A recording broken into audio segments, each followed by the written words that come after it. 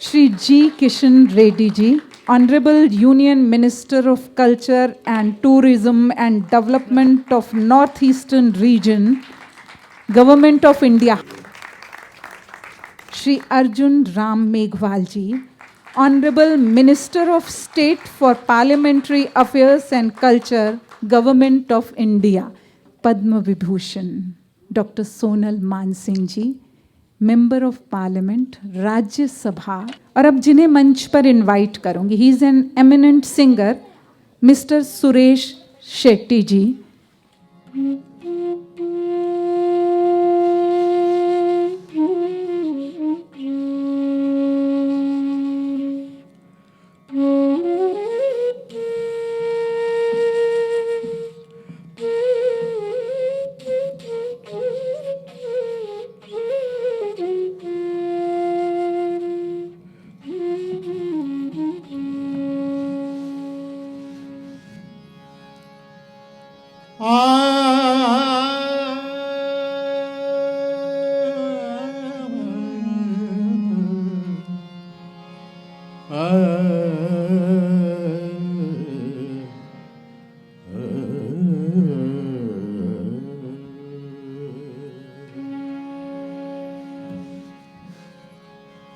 श्रित कमल कुच मंडल हरि श्रित कमल कुच मंडल धृत कुंडल धृत कुंडल कलित ललित वन मान हरि कलित ललित वन मान जय जय देव हरे हरे जय जय देव हरे।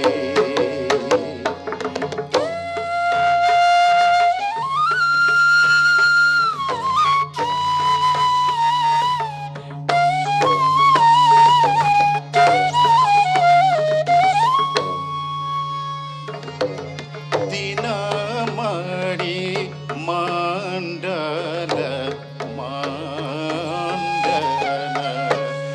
भव खंडन भव खंडन मुनिजन मानस हंस हरि मुनिजन मानस हंस जय जय देव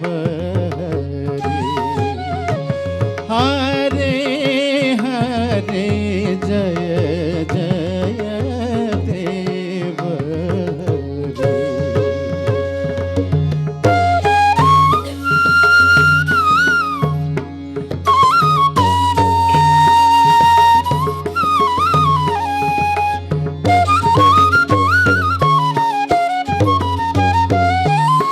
कालीय विषधर गंजन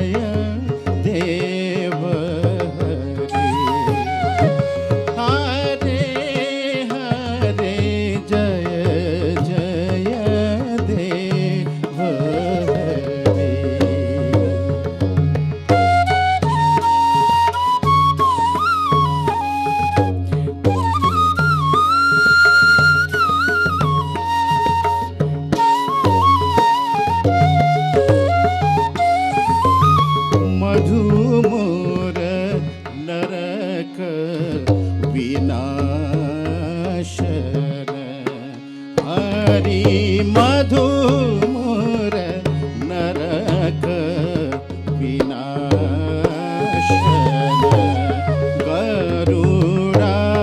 गरुडासन गरुडासन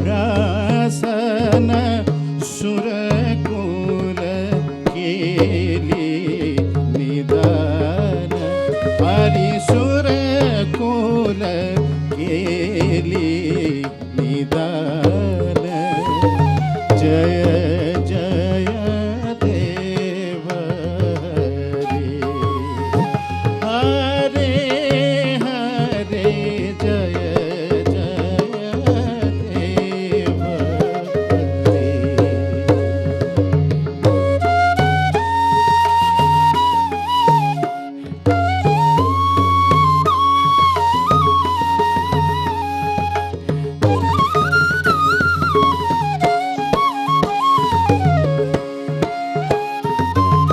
अमल कमल दल लोचन हरि अमल कमल दल लोचन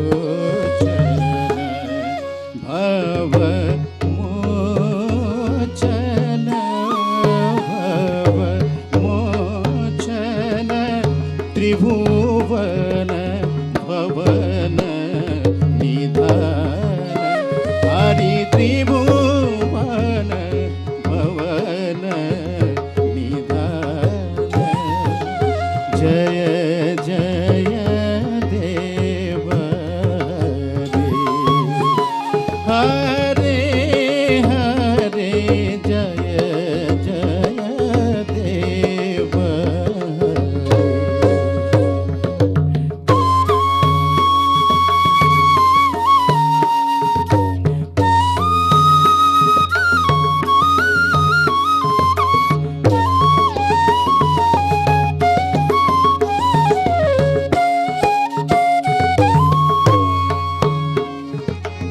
जनक सुत कृत भूषण हरि जनक सुत कृत भूषण जीत दूषण जीत दूषण समर समित दश कंठ हरि समरे समित दश कंठ जय जय देव हरे हरे जय जय देव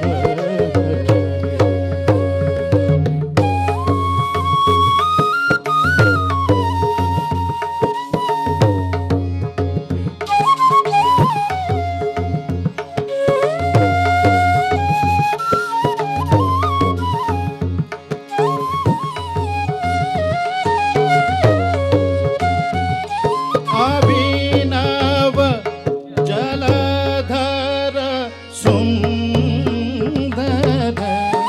हरि अभिनव जलधर सुंदर धृत मंदर धृत मंदर श्रीमुख चंद्र चकोर हरि श्रीमुख चंद्र चकोर जय जय देव हरे हरे जय जय देव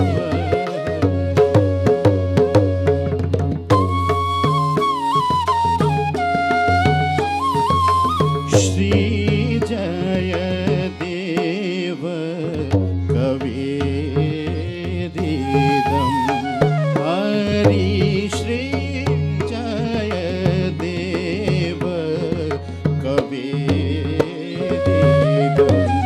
कुरुते मुदं कुरुते मुदं मङ्गल मोचल गीतं हरिमङ्गल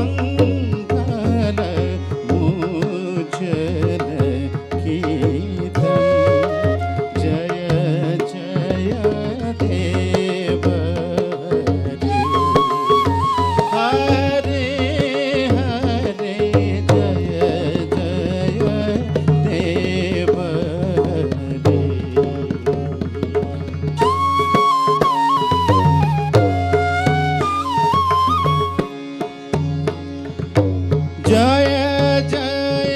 जय जय देव हरे जय जय देव हरे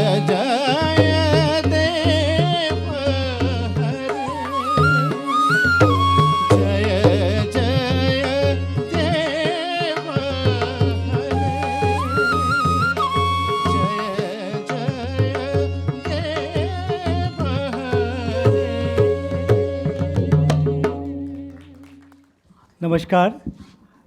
Good evening to all honorable eminent guests on dais as well as off the dais. It is indeed a great pleasure for me to provide a brief overview of the program. We all have gathered today for three very important programs. The launch of exhibition of Geet Govind, which Honorable Union Minister for Culture along with Honorable Minister for State for Culture and our guest of honor, Dr. Sonal Mansi, in the presence of our Honorable President and Member Secretary IGNCA, has just inaugurated few minutes before. We are going to have the launch of a book on Geet Govind, written by Dr. Utpal K. Banerjee. The book on Geet Govind is based on the collections, the 43 visuals from slide unit of Kalanidhi Cultural Archive of IGNCA. And has the author, Dr. Banerjee, who has been associated with the IGNCA since long. He was instrumental in 90s in launching the multimedia project at IGNCA. He is a very eminent scholar and a person who has received Padam Shri for his work. Because of bad health and some personal loss in his family, he is not able to make it. He has sent a video message. The second important program of launch in this hall today, we are going to see a program conceptualized by Ministry of Culture. बुजुर्गों की बात देश के साथ, Honorable Minister and other dignitary will launch that program also. As you know, Kalanidhi Division of IGNCA is a cultural resource center. It's an academic hub of activities at IGNCA with a print library, with a special unique collection of 24 eminent personal libraries of scholars like Dr. Suniti Kumar Chatterjee, Acharya Hajari Prasad Dwivedi, Shyam Behnigal, Thakur Jaidev Singh, Dr. Kapila Bhasyan, Devendra Sharupji, and so. We also have a very eminent collections in the Cultural Archive with 45 personal collections. And this slide unit, we have more than 100,000 visuals on different aspects of Indian culture and traditions. And besides that, at IGNCA, we also ensure the preservation of and access to documentary heritage of India globally through various programs like UNESCO Memory of the World program. And also, we have been participating in the UNESCO, recently launched a UNESCO program because UNESCO is celebrating International Decade of Indigenous Languages. So with all these activities and program, Kalanidhi Resource Center is one of the largest cultural, and most of these collections have been digitized. And we have other publications, series of publication, and I'm sure with this today's book launch, more details you will see. And the program is being presided over by our Honorable President IGNCA Trust. I just want to thank you for all your assembling here, and also I would like to request our Member Secretary Dr. Sasidhan Joshi ji to deliver the welcome address. बहुत बहुत धन्यवाद professor Ramesh गौर। भारत के संस्कृति, पर्यटन और donor minister माननीय श्री जी किशन रेड्डी जी, भारत के संस्कृति राज्य मंत्री माननीय श्री अर्जुन राम मेघवाल जी, इंदिरा गांधी राष्ट्रीय कला केंद्र न्यास के माननीय अध्यक्ष श्री राम बहादुर राय जी, और गीत गोविंद कि इस समय देश की सबसे बड़ी विदुषी, पद्म विभूषण राज्यसभा सदस्य और हमारी माननीय ट्रस्टी डॉक्टर सोनल मानसिंह जी, इस सभागार में उपस्थित सभी सम्मानीय देवियों और सज्जनों, मैं देख रहा हूं कि कला और संस्कृति के क्षेत्र की कई नामी गिरामी हस्तियां आज हमारे बीच उपस्थित हैं। गीत गोविंद इस पुस्तक का आज यहाँ लोकार्पण हो रहा है। हम जानते हैं आदरणीय उत्पल बनर्जी साहब द्वारा गीत गोविंद इस पुस्तक की रचना हुई। ये बहुत महत्वपूर्ण पुस्तक है। इंदिरा गांधी राष्ट्रीय कला केंद्र ने गीत गोविंद पर एक बहुत विस्तृत प्रोजेक्ट भी किया था, डॉक्यूमेंटेशन का प्रोजेक्ट है, वो भी मल्टीमीडिया प्रेजेंटेशन आपके सामने उपलब्ध है। और हमारे आर्काइव्स में बहुत खूबसूरत सी पेंटिंग्स हैं गीत गोविंद की, तो वो सारी गीत गोविंद की जो मिनिएचर पेंटिंग्स हैं, जो पिछवाई है, वो सब हमने यहाँ पर आपके लिए डिस्प्ले की हैं। एक सुंदर सी पिछवाई आपके पीछे भी है, ये भी IGNC आर्काइव की पिछवाई है। और हमने पिछवाई पर कुछ वर्कशॉप भी किए ताकि नए से नए कलाकार भी पिछवाई के इस क्षेत्र में आगे आ सकें। हम सब के लिए बहुत प्रसन्नता की बात है कि गीत गोविंद इस पुस्तक का लोकार्पण हो रहा है और उसके लिए स्वयं कृष्ण यहाँ पर उपस्थित हैं। जी किशन रेड्डी जी स्वयं कृष्ण के रूप में गीत गोविंद का यहाँ पर लोकार्पण करेंगे, इससे अच्छी बात और क्या हो सकती है। और इसीलिए मैं सोच रहा था कि कैसे भी हो मैं उनको मनाऊं कि वे इस लोकार्पण के कार्यक्रम में यहाँ उपस्थित हों। और आज ये मंच और समृद्ध हो जाता है जब कृष्ण और अर्जुन दोनों एक स्टेज पर होते हैं। मुझे लगता है कि ये एक मणिकांचन योग है जब कृष्ण और अर्जुन दोनों इस मंच पर उपस्थित हैं और साक्षात राम भी हैं। तो इसलिए ये मंच आज मुझे लगता है कि पूर्ण देवत्व से समृद्ध एक मंच है। और कला संस्कृति के क्षेत्र में जो भी कुछ अच्छा हम सोच सकते हैं, जो भी कुछ अच्छा हम कर सकते हैं, उसके लिए संभवतः ईश्वर आज की इस बेला में स्वाहा स्वाहा कर रहे होंगे। तो इसलिए हमें आज ईश्वर का आशीर्वाद प्राप्त है इस सभागृह में। श्रेष्ठतम गुरुजनों से समृद्ध आज का ये सभागृह, मैं आप सभी का यहाँ पर हार्दिक स्वागत और अभिवादन करता हूँ।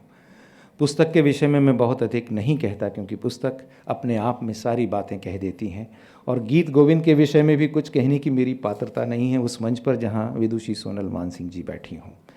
एक और कार्यक्रम आज हम यहाँ पर प्रारंभ करने जा रहे हैं जिसके बारे में थोड़ी सी भूमिका मैं आपके सामने रख देना चाहता हूँ। हम सब आज़ादी का अमृत महोत्सव मना रहे हैं और आज़ादी के अमृत महोत्सव के अवसर पर 2 वर्ष तक हम अलग अलग कार्यक्रम करने वाले हैं। अभी 15 अगस्त को हमने राष्ट्रगान संयुक्त रूप से गाने का एक उपक्रम किया था राष्ट्रगान.in इस वेबसाइट के माध्यम से। 15 अगस्त तक लगभग 1.25 करोड़ लोगों ने उस पर अपने राष्ट्रगान अपलोड किए थे, जो अपने आप में एक वैश्विक कीर्तिमान है। और अभी ताज़ा जानकारी तक 2,65,00,000 लोग उस पर अपना राष्ट्रगान अपलोड कर चुके हैं। अगर आपने अभी तक नहीं किया है तो मेरा आग्रह है कि आप ज़रूर अपना राष्ट्रगान उस पर अपलोड कीजिए। ये एक महत्वपूर्ण अवसर था जब हमने देश के हर क्षेत्र के लोगों को आज़ादी के अमृत महोत्सव से जोड़ने का काम किया, लेकिन एक क्षेत्र ऐसा था जहां हमें लगा कि हमें निश्चित तौर पर कुछ करना चाहिए, और वो था हमारे बुज़ुर्गों का क्षेत्र। हम में से बहुत से लोग ऐसे हैं जो 95 वर्ष से अधिक की आयु के अभी भी समाज में हैं। निश्चित तौर पर ये वो पीढ़ी है जिसने भारत की गुलामी भी देखी है और भारत की आज़ादी भी देखी है, और लगभग 75 साल उन्होंने आज़ाद भारत में बिताए हैं, लेकिन जीवन के 18 महत्वपूर्ण साल उन्होंने गुलाम भारत में भी बिताए हैं। जब माननीय प्रधानमंत्री जी ने कहा कि आज़ादी के अमृत महोत्सव में हमें हमारे अनसंग हीरोज़ को सेलिब्रेट करना चाहिए, अनसंग हीरोज़ को चिन्हित करके हमें उनका सम्मान करना चाहिए, तो संस्कृति मंत्रालय ने ये सोचा कि बहुत सारे बुज़ुर्ग जिनका नाम किसी इतिहास में दर्ज नहीं है, लेकिन उन्होंने भी तो अपने अपने स्तर पर आज़ादी के संघर्ष में कहीं ना कहीं भाग लिया होगा। हमने कोशिश की है कि हम उन बुज़ुर्गों के साथ बात करें, और आज हम ये कार्यक्रम आपके सामने प्रस्तुत कर रहे हैं, लॉन्च करने जा रहे हैं, बुज़ुर्गों की बात देश के साथ। हम देश के तमाम उन युवाओं को आह्वान कर रहे हैं कि वे सभी युवा जाएं और अपने इर्द गिर्द समाज में ऐसे बुज़ुर्ग जो 95 वर्ष से अधिक की आयु के हैं, यानी जिन्होंने गुलाम भारत में कम से कम 18 साल बिताए हैं, उनके पास जाएं, उनका एक वीडियो मैसेज लें, पूछें उनसे कि उन्होंने इस आज़ाद भारत में क्या नई बात देखी है, गुलाम भारत से उन्हें क्या फ़र्क हुआ है और इस देश से अब उन्हें क्या अपेक्षा है। जब माननीय प्रधानमंत्री जी कहते हैं कि उन्हें 2047 का भारत देखना है, यानी जब 100 वर्ष का भारत आज़ाद होगा तो कैसा होगा, ये युवाओं को सोचना समझना है, तो निश्चित तौर पे उस समय हमारे इन बुज़ुर्गों का आशीर्वाद, उनका प्रेम, उनका स्नेह हमें बहुत काम आएगा, मार्गदर्शन देगा। इसलिए बुज़ुर्गों की बात देश के साथ इस राष्ट्रीय कार्यक्रम का आज शुभारंभ माननीय मंत्री जी के हाथों होगा। मैं इस सभागृह में आप सभी सम्माननीय देवियों सज्जनों का, हमारे दोनों मंत्री द्वय का, हमारे माननीय अध्यक्ष का, हमारी माननीय ट्रस्टी विदुषी सोनल मानसिंह जी का और इस सभागार में उपस्थित आप सभी का हृदय से स्वागत करता हूं, अभिवादन करता हूं। बहुत बहुत धन्यवाद। Now I request President of IGNCA, Shri Ram Bahadur Rai ji, to felicitate Shri G. Kishan Reddy ji, Honorable Union Minister of Culture, Tourism and Development of North Eastern Region, Government of India. Now I request Dr. Sachidanand Joshi ji, Member Secretary IGNCA, to felicitate Shri Arjun Ram Meghwal sir, Honorable Minister of State for Parliamentary Affairs and Culture, Government of India. जोरदार तालियां आप सबके हाथों से। Doctor Sonal Mansingh जो पद्म विभूषण पुरस्कार से स्वयं पुरस्कृत रही हैं, ऑनरेबल MP राज्यसभा हैं, उनको हम सब की तरफ से एक बार जोरदार तालियों के बीच। My humble request is with all of them to launch the book Geet Govind, Jayadev Divine Odyssey.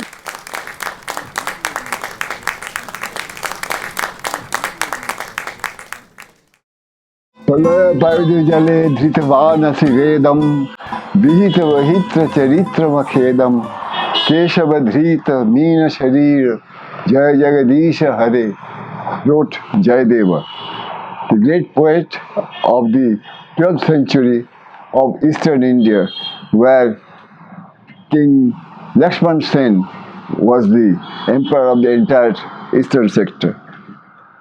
He was one of the court poets, actually called Pancharatna in Lakshman Sen's court. And immediately the whole country got captivated. Both the ordinary people and the cognoscente were what in French they would say, achate, charmi, ravi, that is enchanted, ravished, charmed, ravished.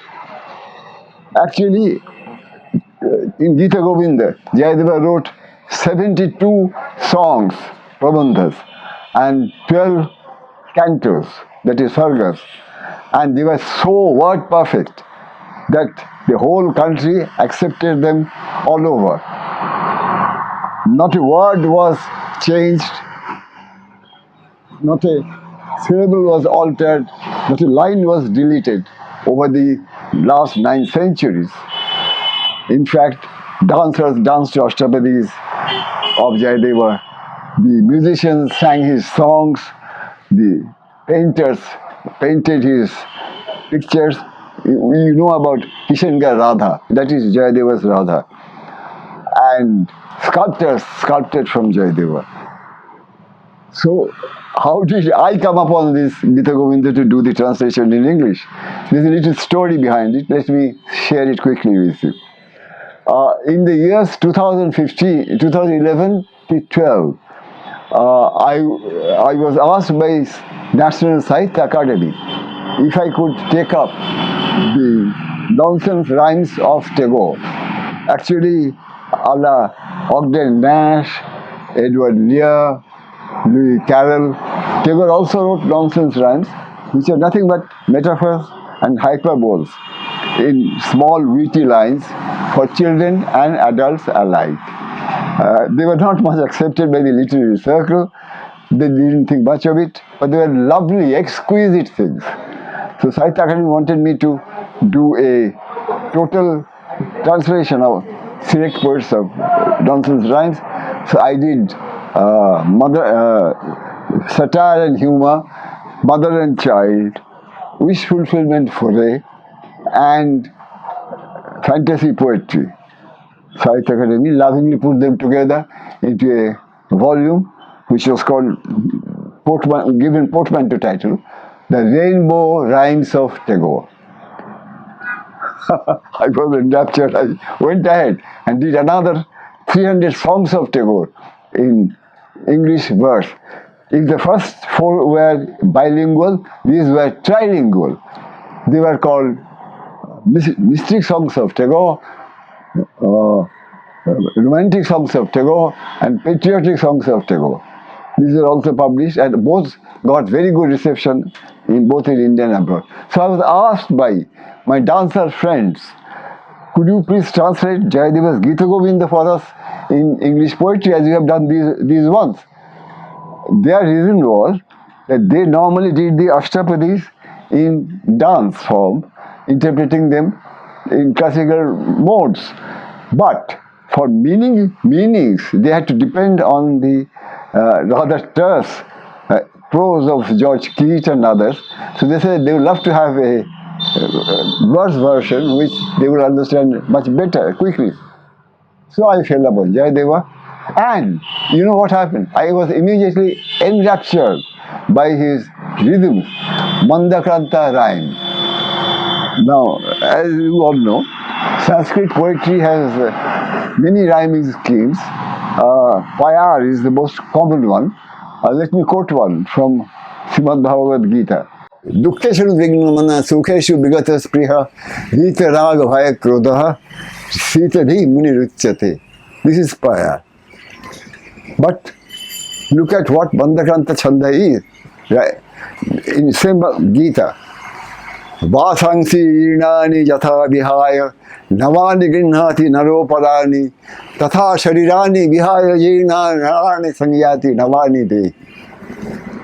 Most profound philosophy, but what lovely music, melody, and lilt in the pronunciation.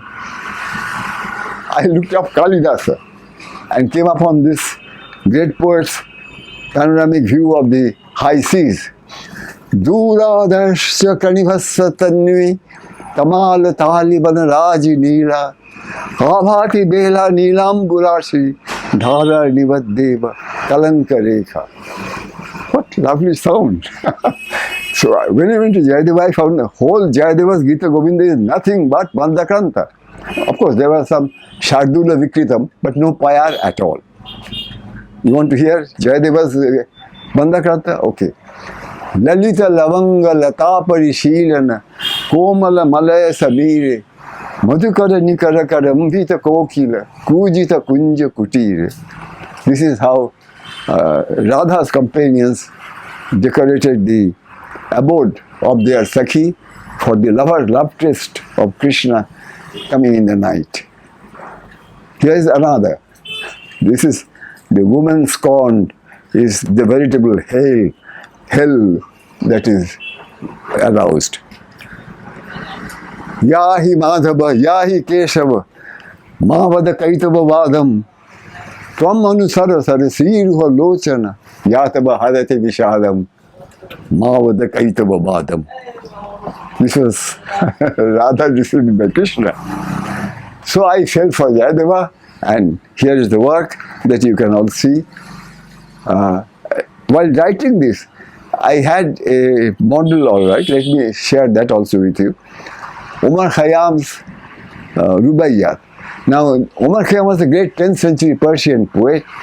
He wrote lovely rubais, which this 18th century British poet, Edward Fitzgerald, took up and did the Khayyam's dohas into chaupais. That is 2 lines expanded into 4 lines. Now, in doing that, what happened was that, if I may say so, he distorted the meanings, perverted the sense in many places, and he himself admitted it, calling it transmogrification.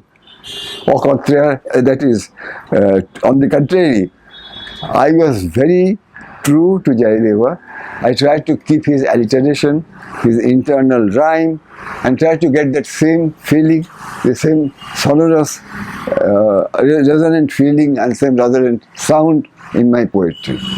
What I have achieved is for all you to judge. Let me say, I am very happy that the book launch is finally taking place. I am most grateful to the Honorable Minister of Culture, Mr. G. Kishan Reddy, who has found time to be the chief guest for this launch and doing us the honor. I am very lucky to have most respectable Dr. Sonal Mansingh, the great dancer and the great public person. But let me share this with you, that Sonal Mansingh ji has done a monumental work on Jayadeva's Gita Govinda in his life, which is taking the bulk of the Ashtapadis and dipping them in her Odissi style. And the great Kathakali dancer, Sadanam Balakrishnan, did Kathakali with her as Krishna, and Lakshmi Vishwanathan of Bharatanatyam style did Sakhi with these two. It became not merely an archive for India or heritage item for India, it's a heritage for the whole world. IGNC has very caringly preserved in their archive Jayadeva's Gita Govinda as done by Sonalji. She has been my very long-standing well-wisher, and I am beholden to her to have come here. I am beholden to Dr. Sachidanand Joshi, the Member Secretary of Indira Gandhi National Center for the Arts, for publishing this volume for me and having done a very erudite and very beautiful foreword for me in enumerating the entire work that IGNC has been doing around Gita Govinda over all these years. I am thankful to Dr. Ramesh C. Gaur, who has opened the whole archive, beautiful archive of IGNC, to lend me the pictures from the font paintings of Jayadeva's that are preserved in Gita Govinda. But most of all, I am indebted to Mekhala Mani of Kalanidhi Division, who has not merely very carefully picked up these paintings from her vast collection, but selected them and most assiduously linked them to the slokas and done cover to cover proofreading most carefully. I am really beholden to her. So this is the message I wanted to give you. Let me conclude by going back to Jayadeva once again. Kuru Yadu Nandana Chandana Shishir Tvarena Karena Payodhare. This is how Pandit Birju Maharaj did Krishna with great Pandit Keluchandra Mahapatra doing Radha. This is how Jayadeva ended Gita Govinda, and I am ending with an obeisance to Sri Yadunandana, just by saying that Gita Govinda has not merely continued for 9 centuries, but it will continue for another hundreds of centuries and many, many millennia to come.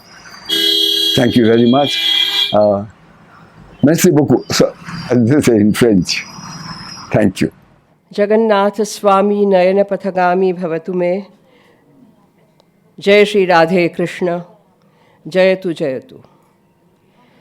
Shri Jaydev रचित श्री गीत गोविंद, एक ही श्री गीत गोविंद लिख के जयदेव अमर हो गए, दूसरा कुछ लिखने का उसकी कोई जगह ही नहीं थी।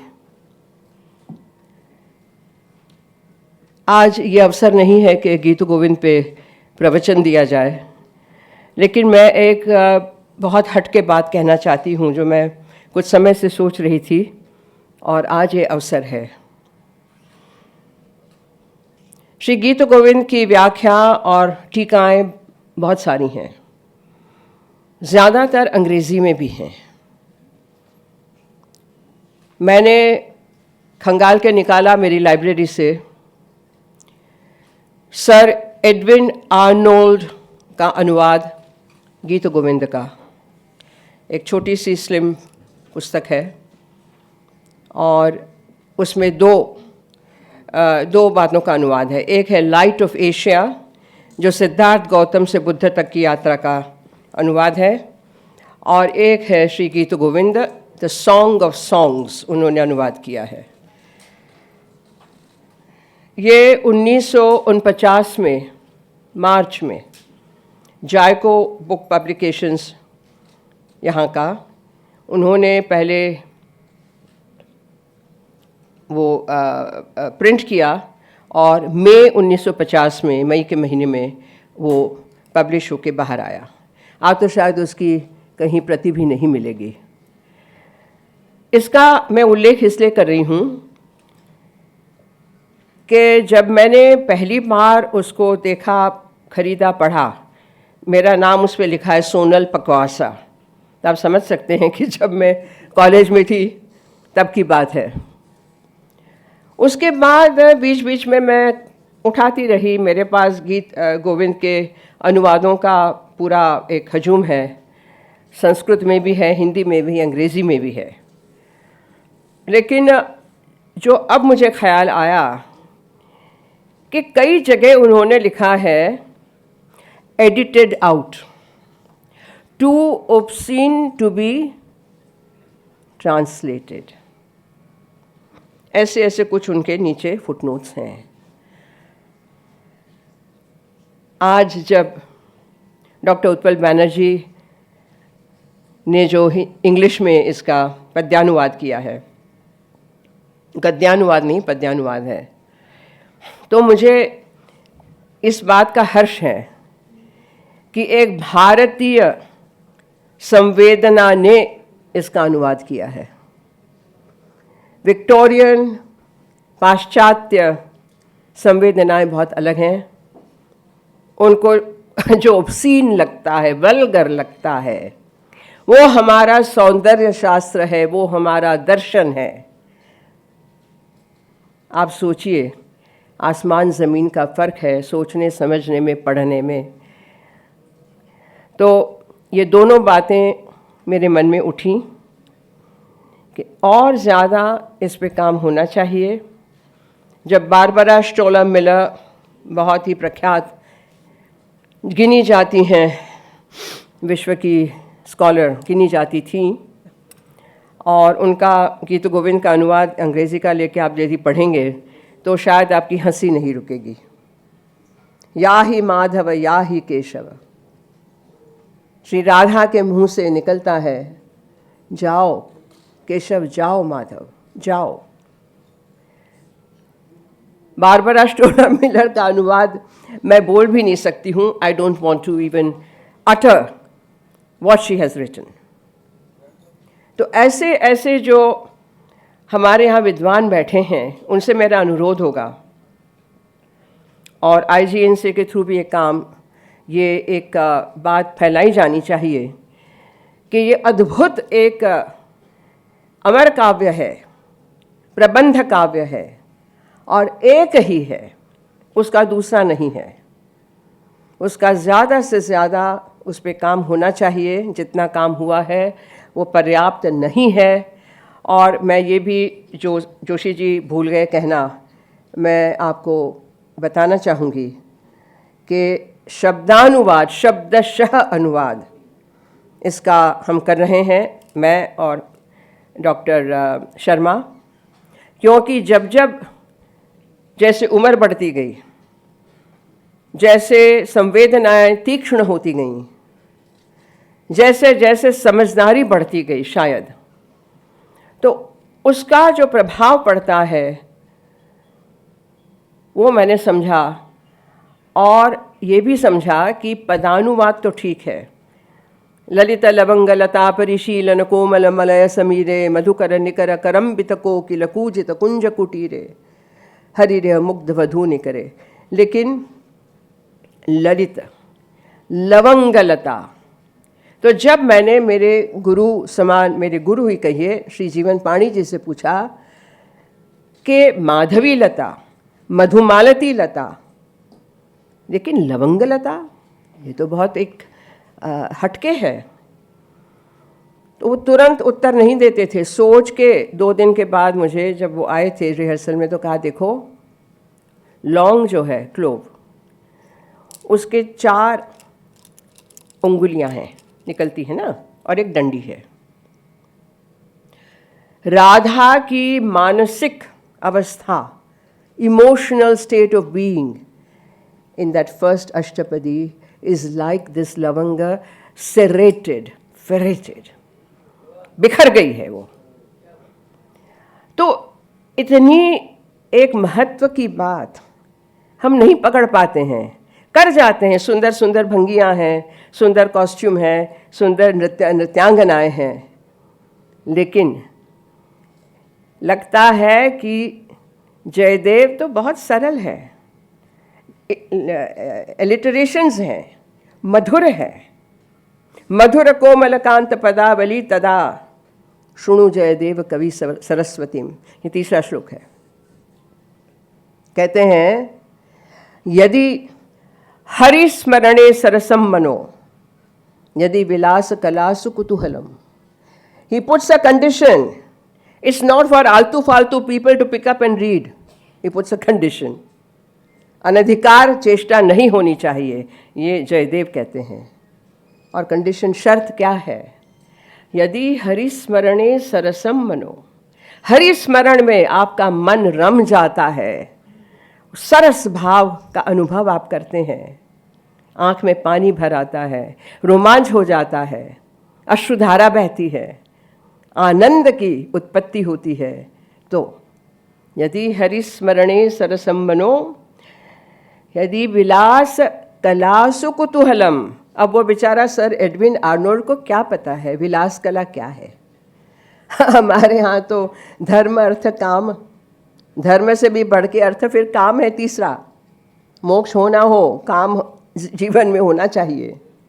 तो ये कहते हैं कि यदि विलास कलासु कुतूहलम, आपको कौतूहल्य होना चाहिए, जिज्ञासा होनी चाहिए, अनुभव करने की जिज्ञासा, उसकी आशा होनी चाहिए, वो उत्साह होना चाहिए, उमंग होना चाहिए, उल्लास होना चाहिए। और फिर मधुर कोमल कांत पदावली, खुद ही कहते हैं जो है, मधुर कोमल कांत पदावली शुणु तदा, तब जाके आप सुनिए जयदेव कवि की सरस्वती जो इसमें बह रही है, वरना नहीं, वरना नहीं। तो बहुत दिल को छूने वाली तो बात है, लेकिन चैलेंज भी है। और इसीलिए एक नए ग्रंथ की रचना भगवती की कृपा से हो रही है। हर एक प्रत्येक अष्टपदी का शब्दशः अनुवाद कम से कम 10 टीकाओं को देखकर, और बीच के जो श्लोक हैं वो भी नहीं छूटने चाहिए। ज़्यादातर मेरा ख्याल है कोई लेता ही नहीं है बीच के श्लोक। तो पूरे के पूरे गीत गोविंद का शब्दशः अनुवाद, और उसके बाद संगीत रत्नाकर में उनके राग जो जयदेव ने मेंशन किए हैं, मालव रागेण गीयते, देशाख्य रागेण गीयते, कर्णाट रागेण गीयते, गुज्जरी रागेण गीयते, रामक्री गुणक्री नामेण रागेण गीयते, वगैरह वगैरह, जिसमें फिर से जीवन पाणी जी संगीत रत्नाकर से निकाले हम लोगों ने। और जब वसंत संगीत रत्नाकर का, उसमें ललित लवंग लता को बांधा गया, तब वास्तव में वसंत खिलती हुई दिखी, फूल खिल गए।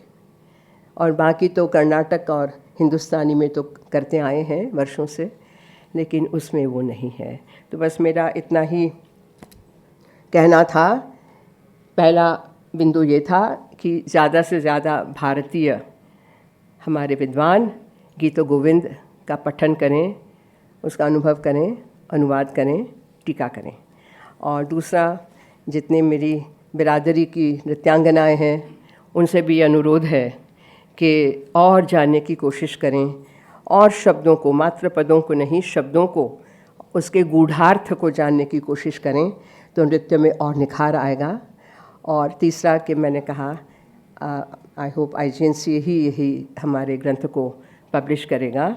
तो भगवती से प्रार्थना है कि कवि जयदेव की सरस्वती हमारे कान में पड़ती रहे और श्री राधा कृष्ण का आशीर्वाद बना रहे। जगन्नाथ, बलभद्र, सुभद्रा, सुदर्शन चक्र, चतुर्धा मूर्ति का आशीर्वाद बना रहे। प्रणाम। माननीय संस्कृति मंत्री जी किशन रेड्डी जी, माननीय अर्जुन राम मेघवाल जी, आदरणीय सोनल मान सिंह जी, सदस्य सचिव डॉक्टर सचिदानंद जोशी जी, रमेश गौड़ जी और मित्रों, गीत गोविंद के बारे में जो मैंने पढ़ा है उसके आधार पर मैं समझता हूँ कि करीब 822 साल पहले महाकवि जयदेव ने 2 रचनाएं देश को दी। सोनल मान सिंह जी ने केवल गीत गोविंद की चर्चा की, उनकी दूसरी रचना रति मंजरी भी है। गीत गोविंद ललित और सरस काव्य ग्रंथ है। महाकवि जयदेव 12वीं सदी में बंगाल के अंतिम हिंदू राजा लक्ष्मण सेन के सभा रत्न थे और लक्ष्मण सेन का जो कार्यकाल है वो 1119 से 1170 का कार्यकाल माना जाता है। गीत गोविंद अपनी ललित पदावली के कारण लोकप्रिय है और जो बात मैं अभी कहने जा रहा हूँ इस उम्मीद से कहने जा रहा हूँ कि हमारे आदरणीय जी किशन रेड्डी जी उसको ज़्यादा ध्यान से सुनेंगे। महाकवि जयदेव के बारे में एक लोक कथा है। लोक कथा बहुत प्रचलित है। तीर्थाटन करते हुए एक बार वे जगन्नाथपुरी पहुँचे। मैं आपसे ये कह रहा हूँ कि आप अपने मंत्रालय पर्यटन का नाम तीर्थाटन मंत्रालय बनाइए। अगर वो पर्यटन करते हुए जगन्नाथपुरी पहुँचते तो वह उनको उपलब्ध नहीं होता जो जयदेव को हुआ। तीर्थाटन करते हुए वो जगन्नाथपुरी पहुँचे और वहाँ एक ब्राह्मण को ये स्वप्न हुआ कि वह अपनी कन्या पद्मावती का विवाह जयदेव से करा दे। तो यहाँ जो लोग बैठे हैं उनसे भी मैं कहूँगा कि अगर आप अविवाहित हैं तो तीर्थाटन करिए, आपको पद्मावती मिलेंगी और आप जयदेव भी बन सकते हैं। उस विवाह के पश्चात ही दरअसल जयदेव महाकवि हुए और उनकी प्रज्ञा प्रस्फुटित हुई। गीत गोविंद की एक और विशेषता है।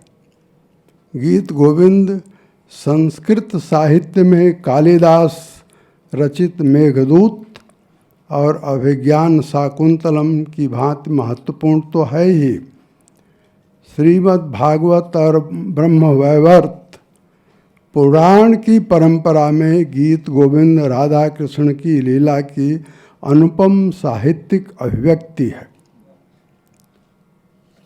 और अगली बात कि संस्कृत कवियों की परंपरा में जयदेव अंतिम कवि हैं।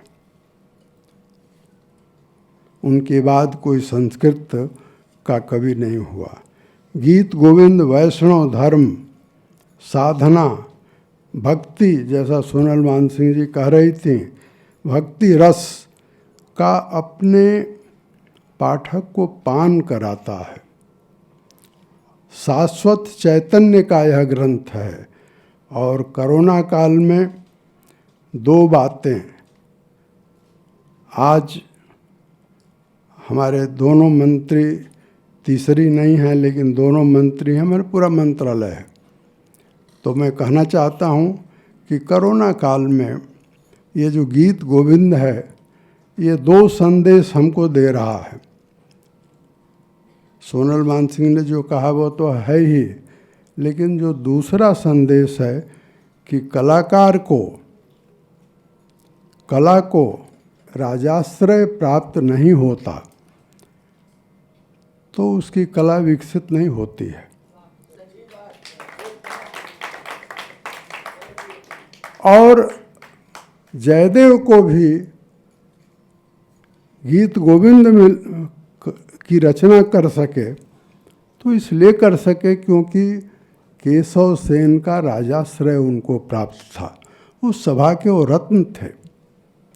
और मैं कहूँगा कि यह सरकार जिसके महिमावान प्रधानमंत्री हैं श्री नरेंद्र मोदी, कोरोना काल में कलाकारों पर जो बीती है उसके लिए बाकायदे यह संस्कृति मंत्रालय करे, भारत सरकार करे, लेकिन जयदेव के इस गीत गोविंद का संदेश यह है कि कलाकारों को आप राजाश्रय दीजिए। राजाश्रय के बगैर भारत की कला, जिसका सपना सोनल मानसिंह जी के मन में है, तड़पती रहती हैं कई बार, इनकी तड़पन मैं महसूस करता हूँ। तो और एक कोई न कोई प्रयास, और चूँकि कि अभी बांसुरी बजाकर किशन रेड्डी जी ने सचमुच बांसुरी बजाई, और बांसुरी जब इन्होंने बजाई तो कृष्ण के रूप में इनका रूपांतरण भी हो गया। तो मैं आपसे कहूँगा कि आप कलाकारों के लिए कल्याण कोष की बांसुरी भी बजाएं, और यही आग्रह करके मैं अपनी बात पूरी करता हूँ। आपने मुझे अवसर दिया, मैं आभारी हूँ। It's the right time to launch the program बुजुर्गों की बात देश के साथ। मैं request Shri ji Kishan Reddy ji, honourable union minister of culture, tourism and UNER, Government of India, and our guest of honor Shri Arjun Ram Meghwal जी। गुलामी में जीने को मजबूर थे वो। बड़ा कठिन बहुत टाइम था उस वक्त, तो खाना भी कपड़ा भी मुश्किल प्राप्त होता भाई। आज़ादी की जंग भी देखी उन्होंने। अंग्रेजों ने बड़े बड़े अत्याचार करे और जैसे अत्याचार करे ऐसे बना चले गए। अब देख रहे हैं देश का विकास। और भाई जब हालत खराब थी, जब आज़ाद हुआ देश, अब हालत बहुत अच्छी है। मैं ऐसा मानता हूँ जैसा एक सुभाष जिस वक्त जो जुबान से कह देता वो होता, आज उसी तरह मोदी जी जो जुबान से कहते हैं सो होते हैं। ना ये नहीं भाई, ये जान बचा दी मोदी ने। बुजुर्गों के साथ देश की बात भारत सरकार के संस्कृति मंत्रालय द्वारा अभिकल्पित एक कार्यक्रम है, जिसमें देश के युवा अपने बीच उपस्थित ऐसे बुजुर्गों के साथ संवाद करेंगे जो 95 वर्ष या उससे अधिक आयु के हैं। भारत के कोने कोने में रहने वाले युवाओं से आह्वान है कि वो अपने बुजुर्गों के साथ संवाद रिकॉर्ड करें और अधिकतम 60 सेकंड का वीडियो राष्ट्रगान.in पर अपलोड करें।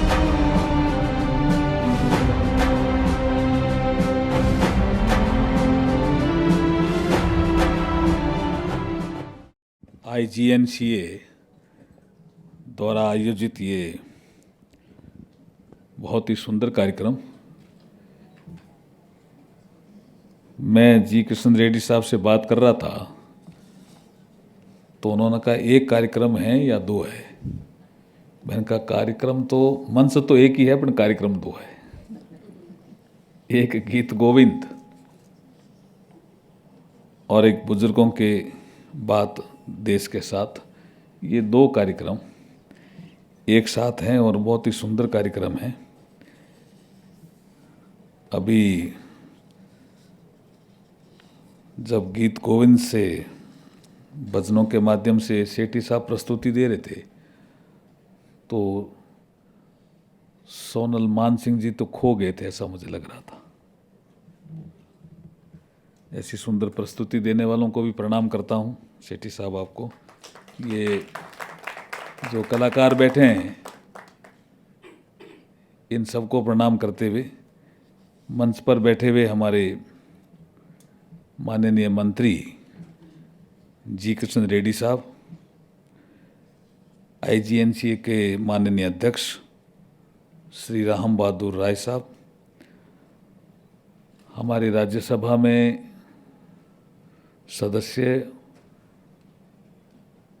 और पद्म विभूषण से सम्मानित सोनल मानसिंह जी, IGNCA के सदस्य सचिव माननीय सच्चिदानंद जोशी जी, हमारे गीत गोविंद के जो अभी आज का जो कार्यक्रम है उसके माननीय लेखक डॉक्टर उत्पल कुमार बनर्जी जी, जो हमारे यहाँ शुरुआत में हमारा स्वागत करने के लिए आए, HOD, डीन और HOD, ये 3-4 कार्यक्रम में देख रहा हूँ मैं, इनकी थोड़ी भूमिका बाद में बदलनी पड़ेगी क्योंकि बहुत अच्छा ये शुरुआत में अपनी भूमिका रखते हैं, तो ये बाद में भी रख सकते हैं। इनका नॉलेज अच्छा है गौड़ साहब का, रमेश जी गौड़ साहब, आपको भी धन्यवाद। हमारी जो संचालन कर रही है योगिता जी, आपको भी धन्यवाद। मैं ज़्यादा समय तो नहीं लूँगा, लेकिन मैं गीत गोविंद पे जब आज विश्लेषण कर रहा था, देख रहा था, कुछ पुस्तक भी पढ़ी, तो उसमें माधुर्य है इस महाकाव्य में, ये स्पष्ट है। इसमें श्रृंगार है, ये स्पष्ट है, लेकिन इसमें आध्यात्मिकता की पराकाष्ठा भी है, ये भी एक बड़ा विषय है। आध्यात्मिकता की पराकाष्ठा, जिसको महसूस किया मीरा ने भी, और मीरा ने जब महसूस किया तो मीरा ने बोल दिया, मेरे तो गिरधर गोपाल दूसरा ना कोई, देयर इज नो ऑप्शन। क्यों रमा जी, ठीक है कि नहीं? थे मेरा सपोर्ट करो, को नहीं कहीं बात है यहाँ करियो कहीं, हाँ थे करो, ताकि वो राजश्री वाला मामलो भी आगे बढ़ाओ बच में है पक्की नहीं, वो मामलो भी राम बहादुर राय साहब ने ठीक कहा, ये हमारे चिंतन में भी है। ऐसा हो नहीं सकता कि इस देश में कला संस्कृति विकसित नहीं हो और ऐसा कोई सरकार सोचे नहीं, ऐसा संभव नहीं। कोरोना कालखंड में कुछ परिस्थितियां थोड़ी विकट रही, लेकिन जब हम ब्रीफिंग ले रहे थे जी किशन रेड्डी साहब के साथ, तो मैं इस मंच के माध्यम से कह रहा हूं कि बहुत ही उदार हृदय जी किशन रेड्डी जी का है, और इन्होंने हमारे सेक्रेटरी को भी कहा हमारे सामने कि हमें इन कलाकारों के लिए कुछ न कुछ करना ही चाहिए, नहीं तो ये कैसे आगे बढ़ेंगे और जीवित रहेंगे। इनकी खाली आजीविका चले ये विषय नहीं है। हम हमारे जितने भी जो हमारी योजनाएं हैं उनमें कुछ न कुछ इनपुट कुछ जोड़ करके इनको हम कुछ मदद कर सकें, ऐसा मन जी किशन रेड्डी जी का भी है और माननीय मोदी जी का भी है। इसलिए होगा कुछ न कुछ, निश्चित रूप से कोई योजना निकलेगी। आज गीत गोविंद के अवसर पर जैसे मैंने आपको कहा कि बहुत हमारी विदुषी साथी राज्यसभा की सदस्यों ने बहुत अच्छी तरह से विषय को रखा, और राम बहादुर राय साहब ने भी उस विषय को आगे बढ़ाया। ये जो दूसरा विषय है कि बुजुर्गों की बात देश के साथ, अभी हमने एक वीडियो देखा, इसमें आज़ादी का अमृत महोत्सव, 75 साल का विश्लेषण, हम कहां तक चले, कैसे चले, मंजिल कितनी दूर, ये सब विश्लेषण होगा। लेकिन हम 2047 तक, 2047 तक इस देश को महान बना सकते हैं, इस देश को श्रेष्ठ बना सकते हैं, इस देश को मजबूत बना सकते हैं, इसका रोड मैप भी तैयार होगा। इसलिए बुजुर्गों का अगर आशीर्वाद मिल जाएगा, उनका अनुभव मिल जाएगा, युवाओं का जोश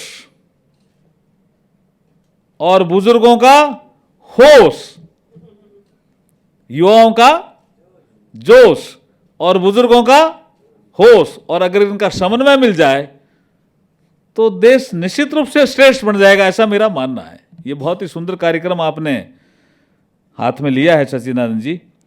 इसमें जो बुजुर्ग अभी यहां कह रहे थे कुछ, ये भी एक पक्ष है कि वो देश को आगे देखना चाहते हैं, लेकिन बुजुर्गों के साथ एक ये भी पक्ष आजकल समाज में हम देख रहे हैं कि बुजुर्गों की कुछ अनदेखी भी की जा रही है। ये भी एक विषय हमें कहीं न कहीं चिंतन का रखना चाहिए। और फैमिली हमारे इस देश की संस्कृति का भी पार्ट है, हमारे देश की जो यूनिटी जिसको हम कहते हैं, हमारे परिवार, देखिए व्यक्ति, परिवार, समाज और देश, जब व्यक्ति आगे बढ़ेगा, श्रेष्ठ बनेगा, तो परिवार भी आगे बढ़ेगा, श्रेष्ठ बनेगा, परिवार आगे बढ़ेगा, श्रेष्ठ बनेगा, तो समाज भी आगे बढ़ेगा, श्रेष्ठ बनेगा, समाज आगे बढ़ेगा, श्रेष्ठ बनेगा, तो देश भी आगे बढ़ेगा, श्रेष्ठ बनेगा। तो अगर परिवार की कड़ी कहीं न कहीं बिखरती नजर आ रही हो तो हम सबकी जिम्मेदारी है कि इसका भी एक रोड मैप तैयार होना चाहिए, इसका भी एक रोड मैप तैयार होना चाहिए कि ये जो बुजुर्ग हैं ये हमारे अनुभव के खजाने हैं, इनको हम ऐसे ही नहीं छोड़ दें, इनकी पीड़ा को भी समझें। इन्होंने जो अनुभव किया, देश ऐसा है, मोदी जी ऐसा कर रहे हैं, ये बहुत अच्छी बात है, लेकिन अगर बुजुर्गों के मन में कहीं न कहीं, हमें भ्रमण पथ में जाता हूं तो एक बार एक बुजुर्ग, मैं थोड़ा लेट हो गया था बीकानेर में भ्रमण पथ पे, तो एक बुजुर्ग 9 साढ़े 9 बजे तक भी उससे बाहर नहीं निकला पार्क से। तो चौकीदार आया, उसने कहा बाहर निकलो, अब ये पार्क बंद होगा, लॉक लगेगा, शाम को 5 बजे खुलेगा। उसने कहा मैं कहाँ जाऊं, अब मुझे तो घर काटता है। तो मैं घूम रहा था, मैंने सुना, तो मैं उसके नज़दीक बैठा, मैं उनको लेके गया और समझाया घर काटने का कारण क्या है। कारण एक ही है कि जो युवा लोग हैं वो बुजुर्गों को कभी कभी तिरस्कार की भावना से भी देखते हैं। हम सबकी ड्यूटी है कि बुजुर्गों की बात देश के साथ हम करें, लेकिन बुजुर्गों का मान सम्मान भी इस देश में बना रहे, ऐसी संस्कृति भी पैदा करें। आज बहुत अच्छे कार्यक्रम सत्येंद्र जोशी जी ने रचना किया है। IGNC के द्वारा अलग अलग कार्यक्रम करते रहते हैं, मगर कोरोना के संबंध में, कोरोना काल में कुछ कार्यक्रम वर्चुअल हुआ था। अभी अभी देश भर में कोरोना थोड़ा कंट्रोल में है। आज तक लगभग 70 करोड़ लोगों को, 70 करोड़ लोगों को आज वैक्सीनेशन का कार्यक्रम भारत में हुआ है। दुनिया में सबसे बड़ा वैक्सीनेशन का मिशन कार्यक्रम नरेंद्र मोदी जी के नेतृत्व में भारत में हो रहा है। इसीलिए आने वाले दिन में वर्चुअल जरूरत नहीं है, फिजिकल कार्यक्रम आने वाले दिन में होगा। कलाकारों को भी मैं विश्वास दिलाना चाहता हूं, मैं भारत सरकार की ओर से फिजिकल का कार्यक्रम होगा, क्योंकि आदरणीय प्रधानमंत्री जी पहले ही बता चुके हैं, मैं प्रधान सेवक हूं। प्रधान सेवक ही नहीं है, वो कला सेवक भी है। जरूर कला को वो प्रोत्साहन करेंगे। बार बार जब भी हमें लगभग 1.5 महीना हुआ, 1.5 महीने से जब भी आदरणीय प्रधानमंत्री जी कल्चर डिपार्टमेंट के बारे में बार बार बात करते रहते हैं और कलाकारों के बारे में बात करते रहते हैं। आज 2 कार्यक्रम का रचना किया है। गीता गोविंदम का जो डॉक्टर उत्पल बनर्जी का जो रचना किया है, उस पुस्तक का विमोचन हुआ है।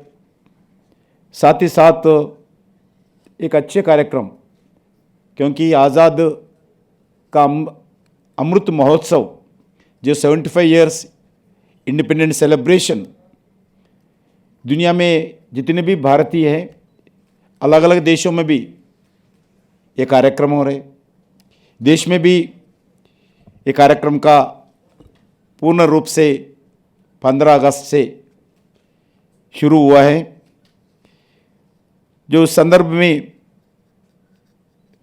बुजुर्गों का बात देश के साथ, क्योंकि आज अपना भारत एक युवा देश है, दुनिया के सबसे ज़्यादा युवा भारत में रहते हैं। ये युवा को, ये नवा पीढ़ी को जो आज़ाद के संदर्भ में जो संघर्ष हुआ है, जो त्याग दिया है, जो बलिदान किया है, जो सपना था, जो त्याग दिए थे, इनके बारे में आज के नौजवान को बताना चाहिए। उसमें बताने में जो आज़ाद के संघर्ष में जो भागीदारी थे, जो स्वतंत्र सेनानी थे, वो स्वयं आज के नौजवान को बताना चाहिए। और जो संघर्ष उन जमाने में थे, क्योंकि ज़्यादा से ज़्यादा आज़ाद मिलने के बाद 1947 के बाद जन्म लिए बहुत लोग हैं हम, वो पॉपुलेशन भी वही ज़्यादा है।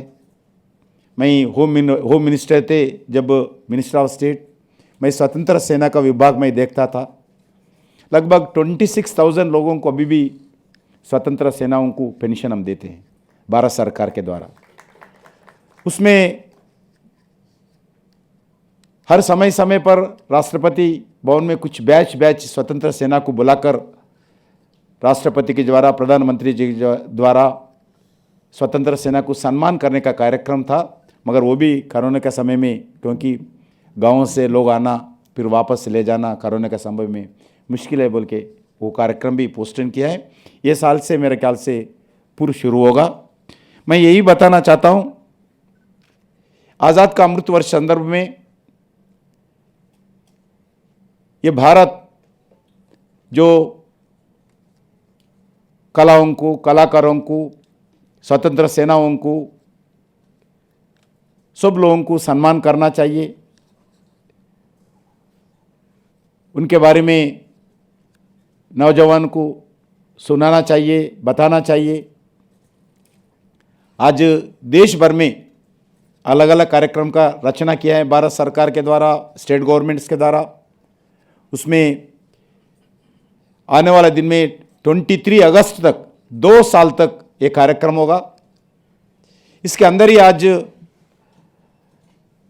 अलग अलग कार्यक्रम, राष्ट्रगान का कार्यक्रम हो, अलग अलग कार्यक्रम आने वाले दिन में सरकार के द्वारा घोषणा होगा, क्योंकि आज़ाद का अमृत महोत्सव का कार्यक्रम नोडल मिनिस्ट्री कल्चरल डिपार्टमेंट है। इसके द्वारा अलग अलग कार्यक्रम का रचना कर रहे, बार बार चर्चा होती रहती है अलग अलग डिपार्टमेंट से। आज भी ये कार्यक्रम के बाद जाने वाले हैं। इसलिए मैं आप लोगों को बताना चाहता हूँ, ये 2 साल एक बाद हम आज़ाद के संघर्ष में नहीं थे, मगर आज़ाद संघर्ष का कैसा था, कैसा बलिदान किया स्वतंत्र सेनानी, सब लोग अपन मालूम करना चाहिए, पढ़ना चाहिए, इसके बारे में सुनना चाहिए, उनके बारे में देखना चाहिए। इसके लिए आज बुजुर्गों की बात देश के साथ, अभी अर्जुन राम जी बात बता रहे थे। आजकल जो बुजुर्ग लोग हैं, क्योंकि अपना भारतीय संस्कृति है, इंडियन कल्चर है, अपना कल्चर में एल्डर्स का रेस्पेक्ट करना, बुजुर्गों को आशीर्वाद लेना, बुजुर्गों को ठीक तरीके से देखभाल करना अपना भारत का संस्कृति है। मगर आज वेस्टर्न स्टाइल भारत में आ रहे, जो सीनियर सिटीजन होम्स बड़े बड़े कार्स में लाकर माता को पिता को छोड़ के जाते हैं। जाते वक्त तो वो माता हो पिता हो, बेटा कार चलाते जाते वक्त बीवी के साथ जो देखते हैं आंखों से, मेरा बेटा मेरे को सीनियर सिटीजन में छोड़ के जा रहे हैं, उनका आंखों में जो पानी आते हैं, ये भारत का संस्कृति नहीं है। आज Father's Day, Mother's Day western style में बनाते हैं। मुझे मालूम है, मैं बहुत अलग अलग देशों घुमा हूँ, उस देशों में बड़े बड़े मंजिल 3000 4000 रूम्स का एक एक मंजिल रहते हैं, उसमें सीनियर सिटीजन्स रहते हैं। साल को एक बार उनका बेटा हो बेटी हो उस सीनियर सिटीजन में जाकर हमारा माता हमारा पिता जिंदा है नहीं देखकर उसके एक गुलाब फूल देकर वापस चले जाते हैं। वो वेस्टर्न स्टाइल है। हमारा स्टाइल ऐसा नहीं है। भारत के लिए हर दिन बेटा हो बेटी हो, उनके लिए हर दिन मदर्स डे है, हर दिन फादर्स डे है। ये भारत का संस्कृति है। ये हम याद रखना चाहिए। अपना परिवार में ये बात चलना चाहिए। आज इस आज़ाद के अमृत वर्ष में अलग अलग हर विषय पर, हर डिपार्टमेंट के द्वारा, हर गांव में, हर महल में, हर ऑफिस में,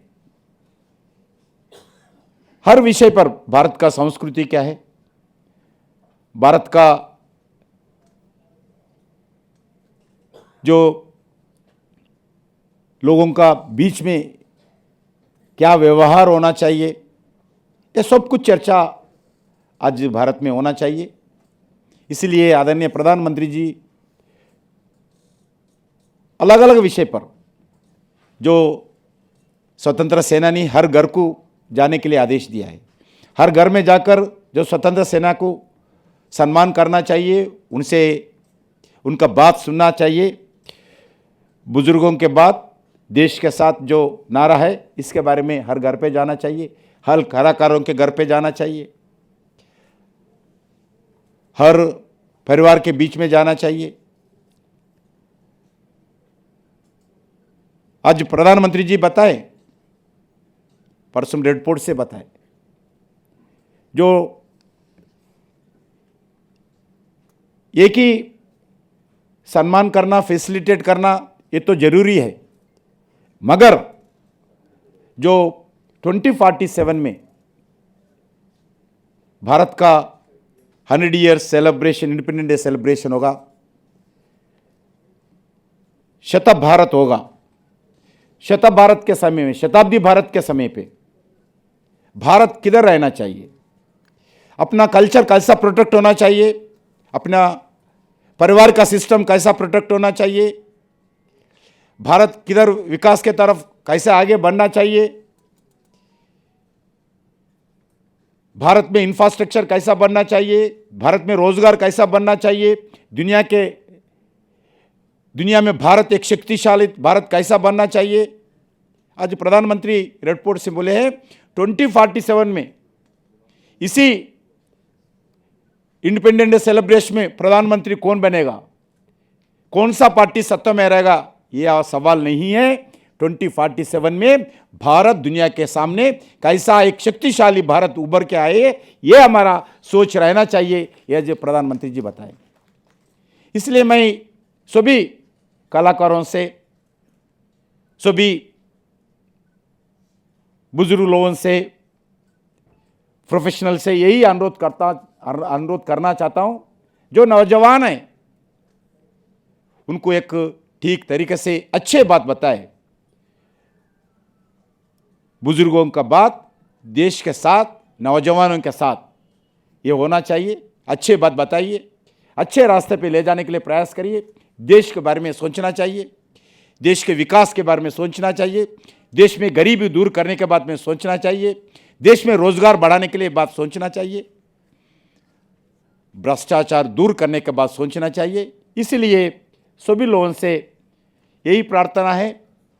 आज आज़ाद का अमृत वर्ष में बहुत बड़ा अलग अलग कार्यक्रम कर रहे, उसमें सभी लोग, देश के हर घर के लोग, हर परिवार के लोग, हर नौजवान, हर बुजुर्ग, हर कलाकार भागीदार होना चाहिए। देश के बारे में फिर एक बात, जैसा आज़ाद के आंदोलन में जो भागीदारी था, देश को विकास के रास्ते में ले जाने में भी आज सभी लोग भागीदार होना चाहिए। अपना कल्चर प्रोटेक्ट करने में भागीदार होना चाहिए। अपने लाइफस्टाइल, इंडियन लाइफस्टाइल, जो परिवार जो स्टाइल रहते हैं वो प्रोटेक्शन करने में भागीदार होना चाहिए। मैं इस संदर्भ में फिर एक बात मैं सभी लोगों को, कलाकारों के बारे में आदरणीय राव बहादुर राय जी बताए, जरूर मैं भारत सरकार के द्वारा विश्वास दिलाना चाहता हूं, आने वाले दिन में इस कलाकारों के बारे में सरकार के द्वारा जो भी हमारा जिम्मेदारी बनता है, पूरा जिम्मेदारी मोदी जी के नेतृत्व में हम सब लोग मिलके निभाएंगे। कोई कलाकार उसमें कोई निराशा निस्पृह नहीं रहना चाहिए। इसलिए मैं सब लोगों से प्रार्थना करता हूं, देश को आगे बढ़ाने में आशीर्वाद देना चाहिए। देश में ले जाने के लिए सभी लोगों को, नौजवान को एकत्रित करके देश को एक शक्तिशाली भारत बनाने के लिए आगे बढ़ते हुए आशीर्वाद देने के लिए मैं सब लोगों से अनुरोध करता हूं। क्योंकि मैं दक्षिण भारत से आता हूं, मैं हिंदी बोलना थोड़ा कठिन होगा, फिर भी जो मैं प्रयास किया हूं हिंदी बोलने के लिए, आप सब लोगों का आशीर्वाद मांगते हुए भारत माता की जय।